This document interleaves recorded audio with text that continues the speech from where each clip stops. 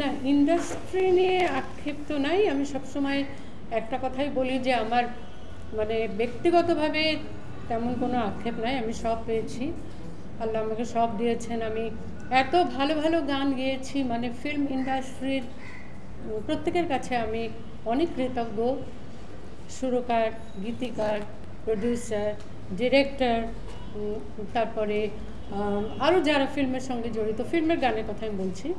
তো আমার সেরকম কোনো আক্ষেপ নাই। তবে আমার একটাই যেটা আক্ষেপ, আমি সবসময় বলি, ওদের স্বপ্ন পূরণে পাশে থাকতে পেরে আমরা গর্বিত। যে সেটা হচ্ছে যে এই যে আমরা এত এত গান গেয়েছি, হাজার হাজার হাজার হাজার গান সবাই গেয়েছি, কিন্তু আক্ষেপ একটাই যে এই আমাদের দেশে গানের কোনো রয়্যালটি নেই। রয়্যালটি পৃথিবীর মানে প্রত্যেকটা দেশেই আছে। গানের শিল্পীদের, অন্যান্য শিল্পীদের তো আছেনই, গানেরও শিল্পীদের রয়্যালটি প্রত্যেক দেশেই আছে, কিন্তু আমাদের এখানে রয়্যালটির কোনো ব্যবস্থাই নাই, কিছুই নাই। এটা সরকারিভাবে না করলে এটা কোনোদিনও হবে না।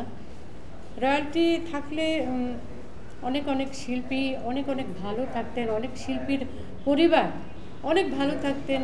যেমন আব্দুল আলিম সাহেবের পরিবার, আব্দুর রহমান বয়াতি ভাইয়ের পরিবার, এরকম আরও অনেক পরিবার আছে যারা অনেক ভালো থাকতে পারতেন, কারণ এনাদের মতো শিল্পী তো আর কখনো আসবে না, আসেও নি।